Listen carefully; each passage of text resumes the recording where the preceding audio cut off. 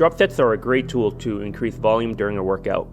This may have the trainee sacrifice reps during the working sets during the training session, but this is a great tool built for volume for hypertrophy and endurance programs rather than a strength program. I would not advise individuals to utilize this during a strength program unless they understand this trade-off. Utilizing a single drop set would be advised though if the trainee is training to lift or exercise infrequently for the final working set. So what is a drop set? A drop set is simply moving from one set directly into the same exercise or mechanically similar movement with lower intensity. There are numerous ways to do this, and that is what I will touch on. It's all about creativity. Notice that I stated it is moving into an exercise with lower intensity and not lower weight, though this is the most common method of utilizing drop sets. So let's start with the most common way drop sets are performed. You complete a set with a certain weight. After you completed your targeted repetition, you decrease the weight and perform a set immediately after.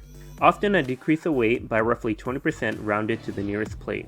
Of course, this is if I'm using a barbell and plates. And if a series has numerous drop sets, I will continue decreasing the weight by roughly 20% until I've reached my target. Utilizing multiple drop sets as an advanced or strong trainee is more effective than utilizing it as a novice trainee. You simply have more room to drop.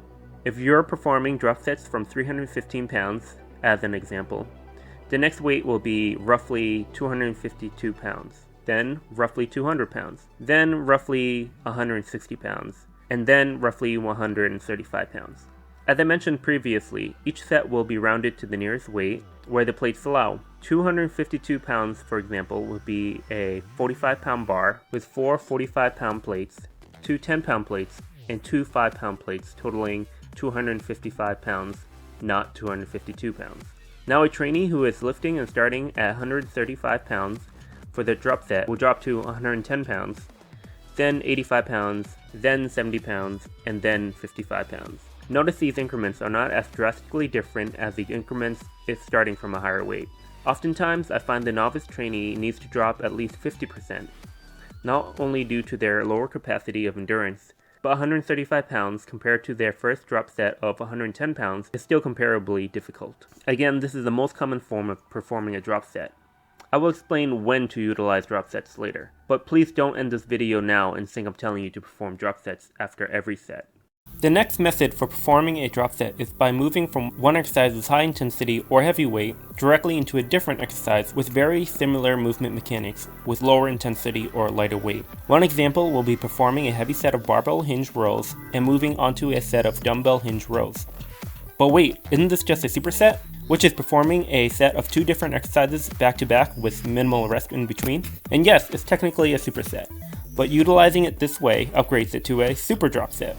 Since it's a very similar movement, you are placing demand on very similar muscles. So why utilize this version over simply decreasing the weight? It's faster. Instead of stripping weight off the bar, you can simply just pick up the weights and perform more reps immediately.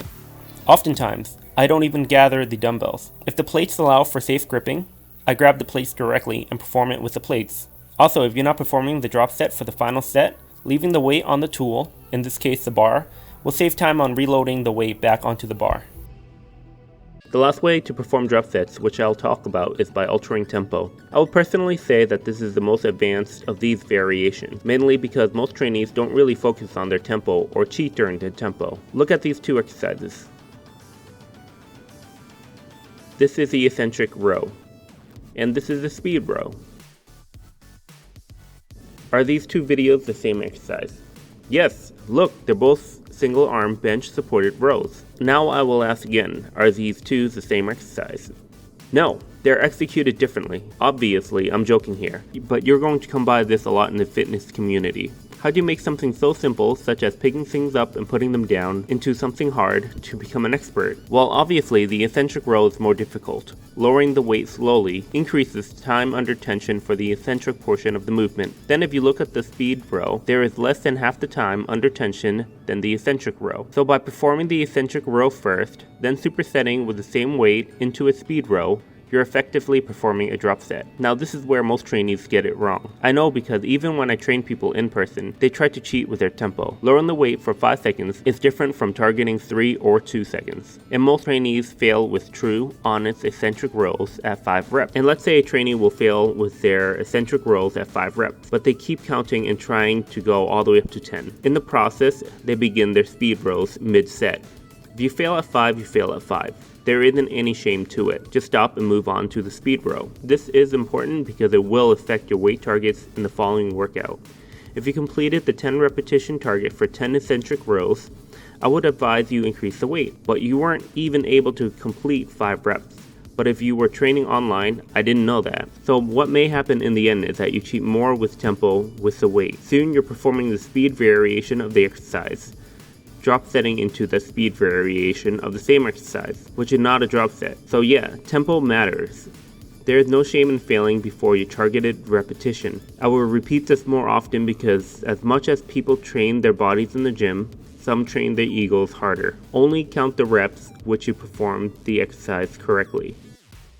So how do we utilize drop sets? As I mentioned earlier, you will rarely see drop sets in programs solely developing power or strength. You're emptying the tank too rapidly to effectively train the adaptation you're trying to prioritize. Endurance and hypertrophy are the two primary programs where drop sets are utilized. If you see it during your strength program, well, we might not be training solely for strength. Periodization is also great, incorporating other variables into the training program you're performing to bust plateaus. So you should see drop sets once in a while even if you're targeting strength or power. It is rarely advised to perform drop sets anywhere other than your last set, especially when the intensity or weight is high. Drop sets rapidly depletes your energy, making it harder to maintain form during the following sets. The first exercise often starts as a difficult compound movement, such as a barbell squat. After the drop set, we move on to safer variations, such as the machine leg press, then the machine leg curl, and then machine leg extension, for example. If the trainee has some experience, we might get adventurous and throw in some suitcase reverse lunges. This is all dependent upon the trainee's endurance level and experience level. Drop sets are utilized only to the extent the trainee will remain safe the following exercise, and this is solely upon the individual. If you notice you're breaking form in the following exercise too rapidly, inform me and I'll help you select easier exercises or variations. If you have any questions, please do not hesitate to reach out. I would like to take a second now to talk to the individual who may have came across this video and attempt to learn more about drop sets on their own. If you're interested in my material and would like to learn more, please reach out to me in the link in my description. I would love to have the opportunity to work with you and share what my services may offer you. I would like to also thank my clients who have chosen to work with me. I understand there are many trainers out there, and I'm humbled that you continue to choose to work with me to achieve your health and fitness goals. If you found this video helpful, please like and subscribe. Thank you for the opportunity to serve, and as always, let's continue living it as the best version of ourselves to live the fully engaged life.